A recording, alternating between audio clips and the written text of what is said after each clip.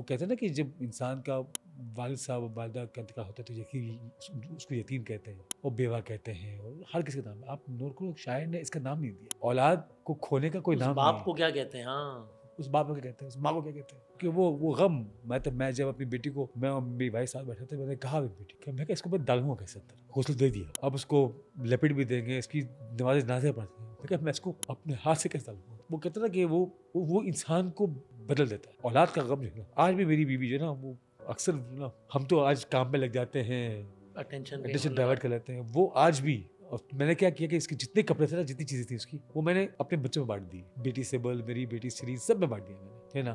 اس کے تکیہ میں نے رکھ لیا, اس کی کچھ ہم نے. یہ تو اور اس غم کو تازہ نہیں رکھتا کہ یار یہ میری اولاد تھی, آپ بھول جائیں اس کو, کیا فائدہ. یہ غم نہیں ہے نا, اللہ کی چیز تھی, انا للہ و انا الیہ راجعون, تمہاری چیزیں تم نے واپس لے لی, کیا کر سکتے ہیں. یہ تحفہ تھا اللہ کی طرف سے, اب تحفہ اللہ نے دیا, یہ نہیں کہا یہ تمہارا ہے, کہتا ہے یہ میرا ہے. میں اسے کسی کی بات سن رہا تھا, میں کہتے جس دن کسی باپ کو یہ پتا چل جائے کہ وہ اپنے بچے کے کان میں اذان کیوں دیتا ہے, اس دن کے بعد سے باپ اپنے بچے کے کان میں اذان دینا بند کر دیں گے.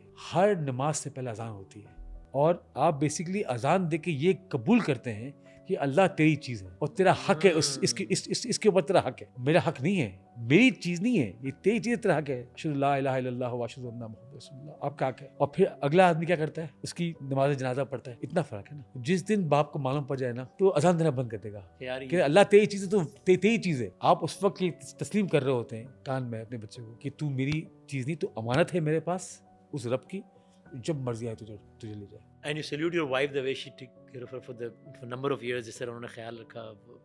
ایکسیپشنل, مطلب اس کو ہمارے گھر میں یہ نہیں تھا کہ یہ کوئی الگ کوئی ڈفرینٹ ہے. میرے بچے کوئی بھی چیز اس کو ساتھ کھاتی تھی, ہمارے ساتھ بیٹھتی تھی, ہماری عید پہ ہوتی تھی ہمارے ساتھ, ہم جب ٹریول کرتے تھے میرے ساتھ ٹریول کرتی تھی ہمیشہ ہر جگہ پہ. وہ کبھی اکثر کبھی جو غصے میں آتی تھی اپنے ہاتھ کو دباتی تھی ایسے, تو جب ہم اپنا ہاتھ دیں نہیں دبائے.